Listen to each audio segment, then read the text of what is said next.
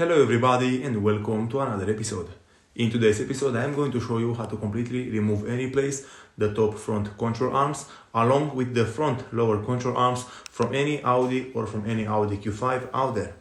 So today I am working on this vehicle on which I have to replace those two control arms from the top part in the first stage because the ball joint from inside them is completely broken. I have a lot of play into it and because of that I decided to replace them completely with brand new ones.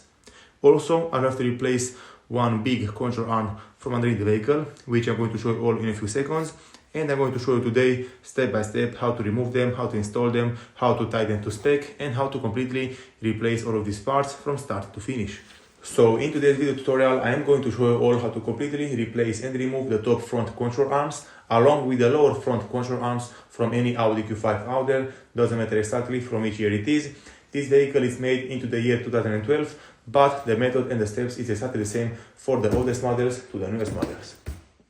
After I'm going to finish completely replacing the control arms from this kind of vehicle, I'm going to make another video from this vehicle where I'm going to show you all how to completely replace the timing belt kit from start to finish, which is including the timing belt, all the pulleys, all the gun rolls, and also the water pump and the coolant from this kind of vehicle. Right here, for example, all the control arms which I bought for the vehicle are made by the manufacturer Melee. This is a very good manufacturer, it's not really expensive, and the quality is as good as the OEM ones. With all of these things being said, let's get right into the job. I'm going to show you all today how to replace all the control arms from the right side, but it's not important on which side you are starting, it's exactly the same from one side to the other. The first thing which you have to do is to lift the vehicle up, place it on a jack stand, and then remove the front wheel.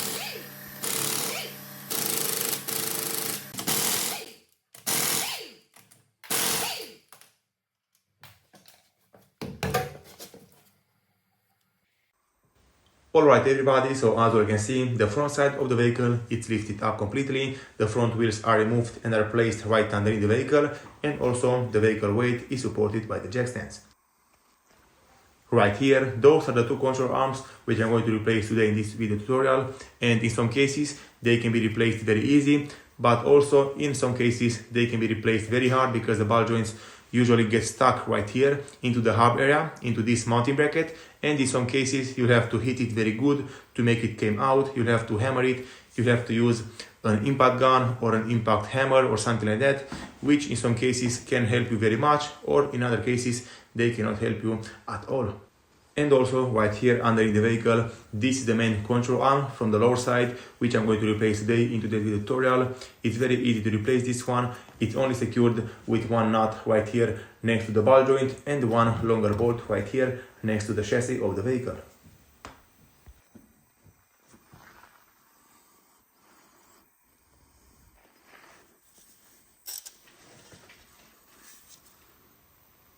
Just look right here how pretty worn out this ball joint is. A lot of dirt and water is coming out from the ball joint, and this is because the ball joint is worn out. This is because the vehicle drove a lot of miles over bumps, over bumpy roads or something like that, and in some cases the ball joints will not resist so much. So from this kind of vehicle, from what the owner told me, he didn't replace any part in the last 4 years. He only did the oil changes and that's it. And this is why today we are going to replace so many parts, so many different things. So with all of this things being said, just sit back, relax and watch exactly what I'm doing and how I'm doing it, because in this way you are also going to learn how to do it yourself on your car and with normal tools.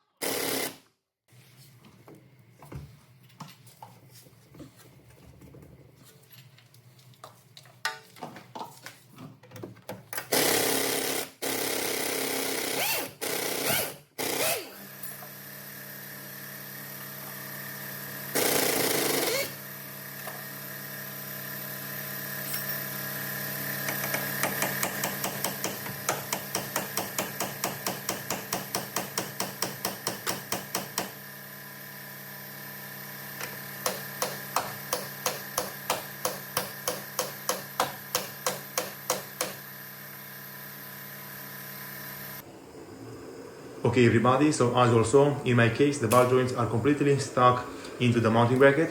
So because of that, in my case I'm going to use a lot of heat to help them come out a little bit easier. But I also recommend you all to never heat up any part which you don't want to replace. In my case I'm going to replace all of these parts, so it's not important for me if I damage the part or not.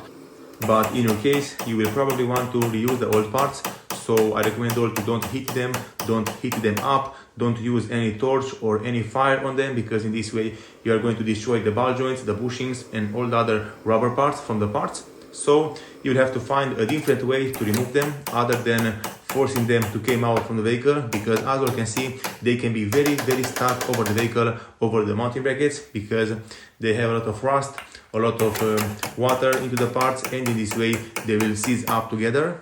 So like I just said, if you want to reuse the parts, don't destroy them in any way, but in my case I'm going to replace them completely, so it's not important for me if I destroy them or not. The main important reason is only to remove them and replace them completely with brand new ones.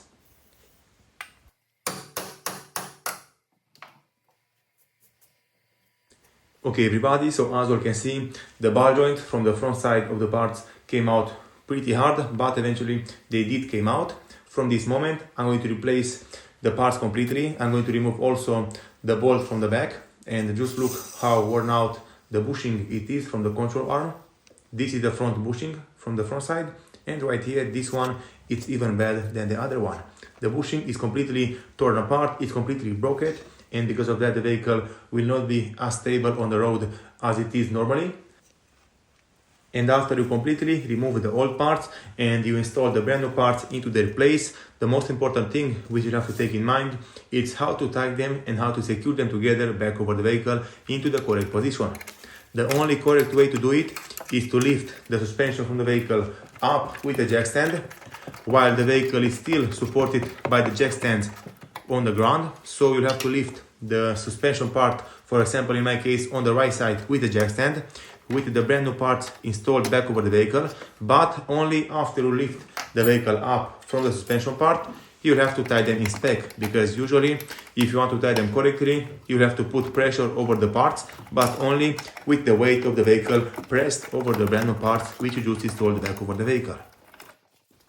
So what I'm trying to explain you is that you have to simulate the driving mode of the vehicle, but not with the wheels mounted over the vehicle. You'll have to put the jack stand underneath the suspension part which you are working on, and you'll have to lift it up until the vehicle is completely supported by the jack stand from the suspension part which you just lifted up. And then you'll have to tie the parts to spec, and then this is the correct position for the brand new parts to be sitting and to be installed back over the vehicle.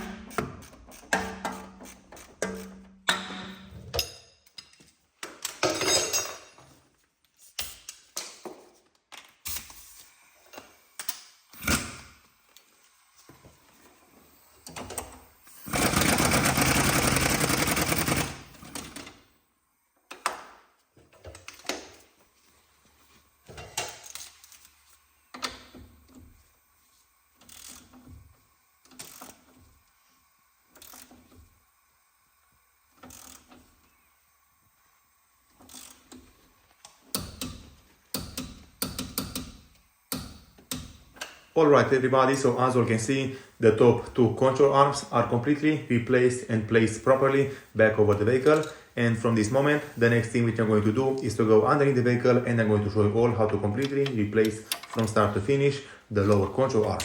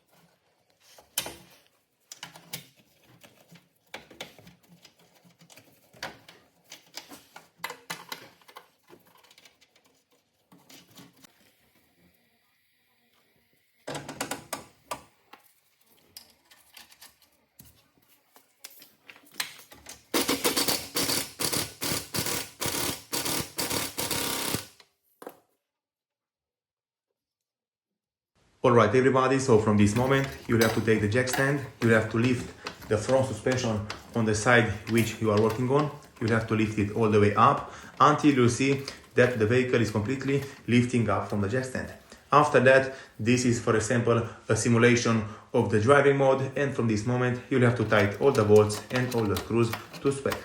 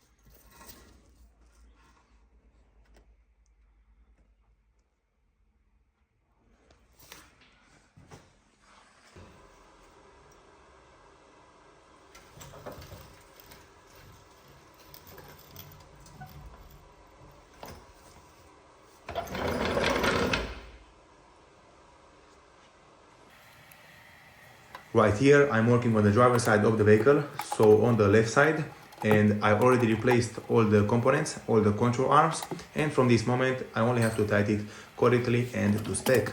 And to do so, like I just told you, you'll have to lift the suspension part with the jack stand from the vehicle, you'll have to lift it all the way up, and then with the control arms into the working position, into the simulation of the driving mode, you'll have to tie them to spec, and then you'll have to lower the jack stand, and the job will be done.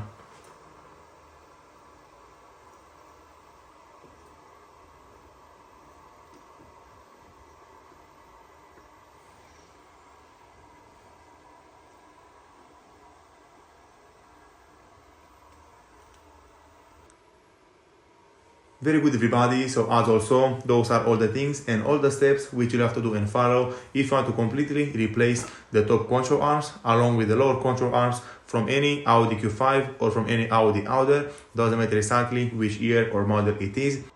Thank you all very much for watching. If you liked the video and found it informative, don't forget to subscribe to my channel, give me a comment and a like down below. See you next time.